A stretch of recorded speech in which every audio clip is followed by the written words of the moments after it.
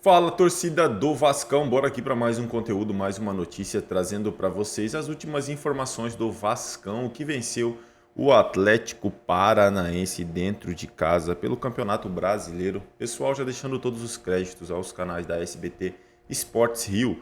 Torcedor vascaíno, se não é inscrito no canal, se inscreva, deixe o seu like e o seu comentário, que isso faz uma enorme diferença para a gente.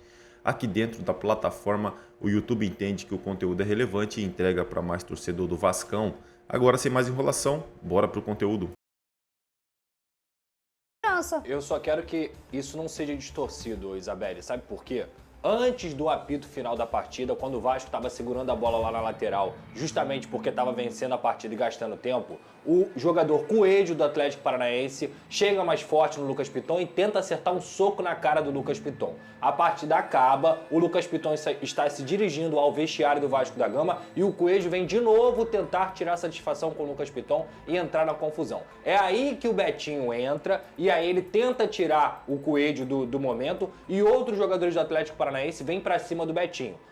Eu acho que eu vou defender aqui o Betinho pelo que ele fez depois. É óbvio que não. Nenhuma violência aqui pra mim é justificável. Agora, a gente não pode deixar de falar sobre a origem dessa situação. O Betinho foi proteger o Lucas Piton porque o Coelho tentou dar um soco nele no jogo e depois foi a tentar arrumar problema fora do jogo. Então o Betinho, por mais que ele tenha se exaltado depois e se exaltou mesmo, aqui a gente não defende isso, não é o culpado por essa confusão. Quem começou essa confusão foi os jogadores do Atlético Paranaense. Inclusive, depois que apita, o árbitro vai no VAR e expulsa o camisa 6 do Atlético. Exato. Porque ele viu a origem da confusão. E lembrando que a gente pode trocar aqui, eu, Pedrosa, vou um pouquinho pela minha experiência de idade e de jornalismo com você, vou trocar uma palavra sua só em relação à segurança Betinho, por isso que eu quis discutir.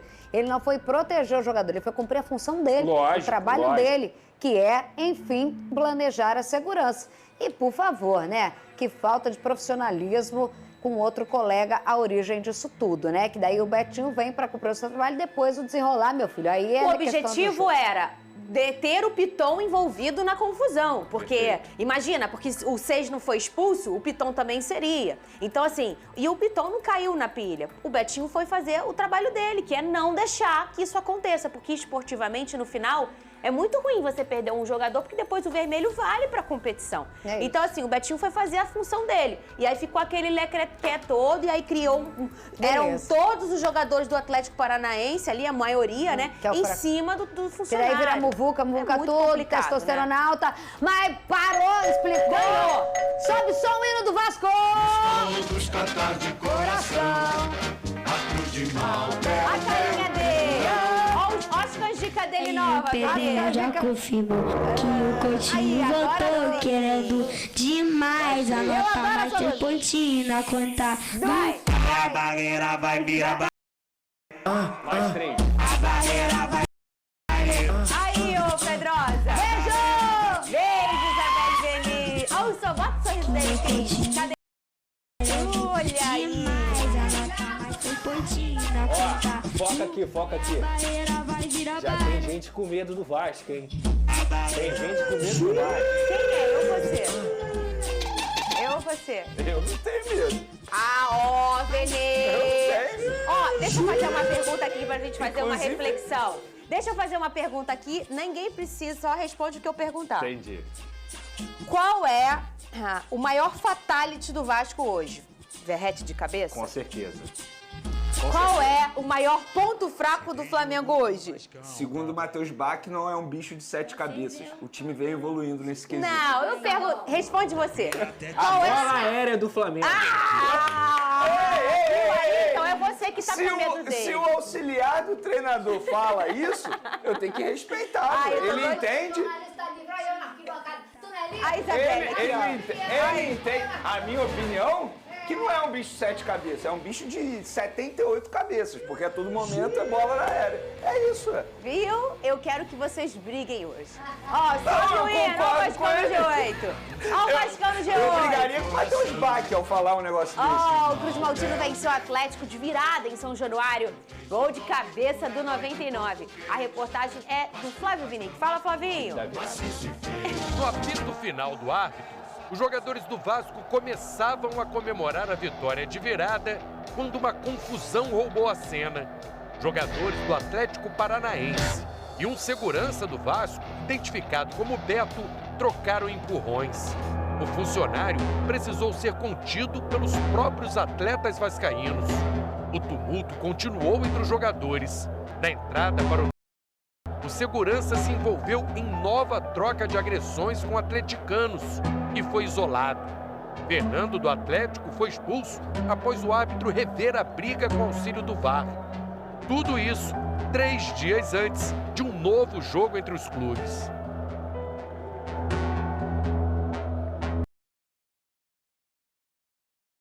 Regatas Vasco da Gama e a Vasco SAF pedem desculpas ali ao Atlético Paranaense por eventuais excessos que podem ter acontecido, que aconteceram.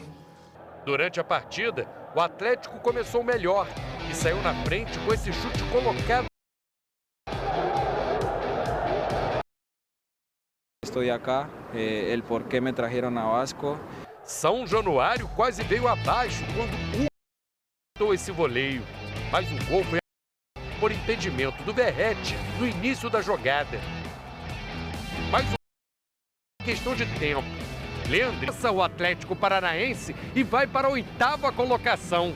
O time ainda ganha confiança para o duelo contra o próprio Furacão na próxima quinta-feira, aqui em São Januário, pela Copa do Brasil. Hoje a gente está num G8 e poderíamos estar mais próximo ainda de uma Libertadores, cada vez mais longe de um Z4, e a gente está tentando buscar essa evolução aí.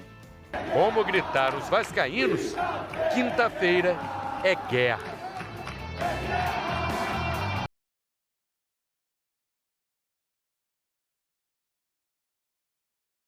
Lucas Pedrosa, fala pra mim, você tem alguma coisa pra falar de negativo desse Vasco? Tem, claro. Ah, poxa, Pedrosa. Não é isso que a gente vai resumir o jogo, mas o Vasco fez um primeiro tempo ruim. O primeiro tempo do Vasco foi um primeiro tempo muito espaçado.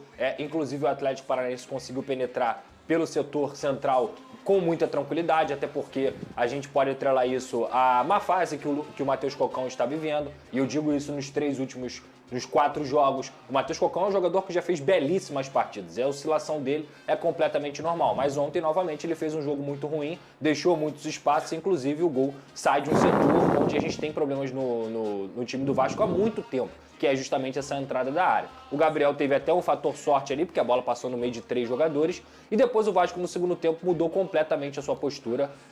Jogadores que não vinham acertando praticamente nada, como o próprio Emerson Rodrigues, acabaram fazendo o gol. O Emerson Rodrigues conseguiu fazer uma belíssima jogada. O Rafael Paiva tira o Watson por conta de algumas dores, ele coloca o Ryan entra bem na partida, e aí o contra-ataque sai justamente do cara que a gente tem que decidir falar sobre esse cara várias e várias vezes, porque é o grande jogador do Vasco. O Verrete começa a jogada do primeiro gol, ela passa pelo Ryan, o Ryan briga e vai no Emerson Rodrigues. O Emerson Rodrigues consegue fazer tudo certinho e empata a partida. Logo depois tem o gol do lance, que a gente pode até falar um pouco mais separado, o gol mal anulado ou bem anulado pela arbitragem, e eu já vou adiantando aqui, eu não acho nada absurdo você anular esse gol, e como eu também não acho absurdo a gente dar, se fosse dar o gol. Porque eu entendo que tudo aqui no futebol brasileiro a gente está tratando como absurdo. E na verdade, às vezes, é só um lance interpretativo, e na minha opinião, esse é um lance completamente interpretativo, depende do que o árbitro entendeu.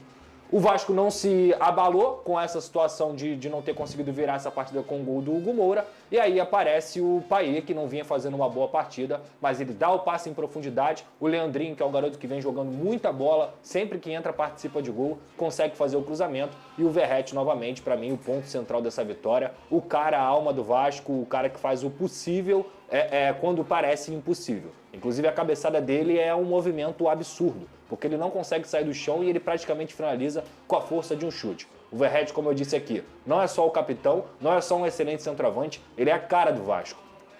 O Vasco ele tem vários jogadores que são importantes. O Léo Jardim fez uma defesa absurda ontem no final do primeiro tempo, que poderia ser o 2-0. O Lucas Piton é um baita de um jogador, o Payet é um baita de jogador, mas o time do Vasco é o time do Verrete. E ontem eu atrelo essa vitória completamente, ou quase completamente, ao argentino. Vamos botar o gol aí, então, anulado? Cadê? Você tem aí, o Alex deu um troço aqui nos meus ouvidos, hein?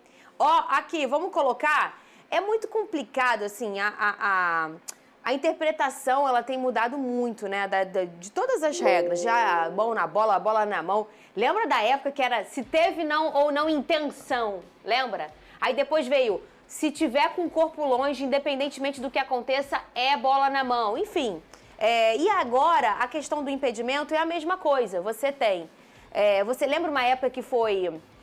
Se o jogador tem a intenção, o adversário, de bloquear a bola, ele teve a intenção de bloquear, ele nasce aí uma nova jogada, que seria aqui o fim de anular esse gol. Só que hoje já tá diferente de novo. E eu simplesmente, assim, eu já estudei todos os esportes na faculdade que eu fiz de educação física, e geralmente as regras dos esportes, Vini, elas são muito objetivas. Pingou na linha, tá fora, ou tá dentro. Saiu, entrou, empurrou, o futebol não. Tudo é interpretativo. E eles conseguiram transformar uma regra que ela era nunca interpretativa, talvez a única que era do impedimento. Quando a gente viu o tira-teima no Plin, era assim, tava impedido, não tava impedido, era só isso. Agora não. Tem que ver, tem que olhar, tem que interpretar, e aí virou esse é um lance, ô Pedrosa, que ele... Há um tempo ele bloqueou, ele teve a intenção de bloquear, nasceu uma nova jogada e ele fez o gol e se foi. Mas não, então assim, eu acho que eu tô contigo. Cancelar esse gol também é normal, porque a gente entende que tem essa interpretação. Tem disputa de espaço. Exato. O Thiago Heleno, se ele não tivesse o Verratti ali, ele tomaria outra decisão na hora de cortar a bola. Então ele acaba tendo contato com o Verratti, por mais que o Verratti não tivesse atrapalhado demais o Thiago Heleno, é um contato normal de jogo e que tem uma disputa de jogada. Então, assim, eu não tenho como ignorar que o Verratti participou do lance. Então, eu acho absurdo anular o gol? Não acho absurdo. Eu acho absurdo se ele desse o gol? Também não acho absurdo. Mas esse é o ponto. Tudo aqui é escândalo no futebol brasileiro. Mas eu acho que esse é o ponto. Eu acho que estão complicando cada vez mais uma situação, Venê.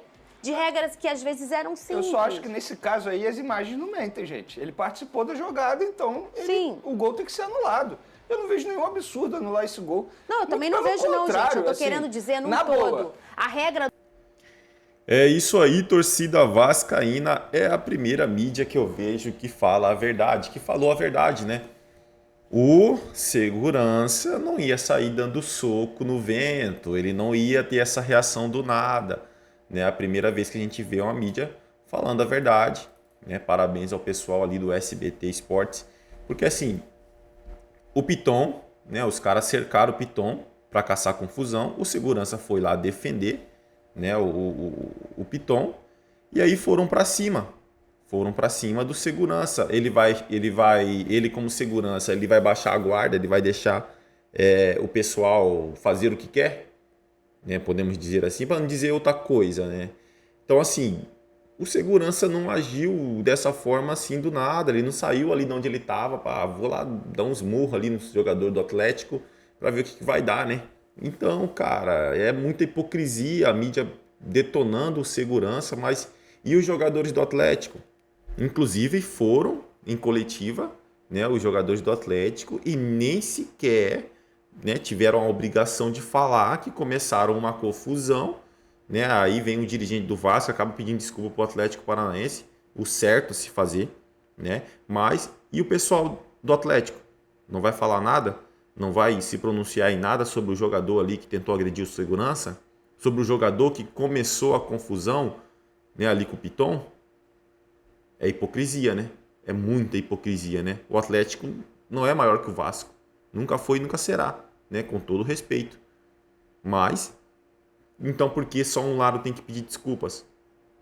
É isso aí, torcedor vascaíno. Agradeço a vocês pela companhia. Se não é inscrito no canal, se inscreva, deixe o seu like e o seu comentário, que isso faz uma enorme diferença pra gente aqui dentro da plataforma. Desde já agradeço, valeu.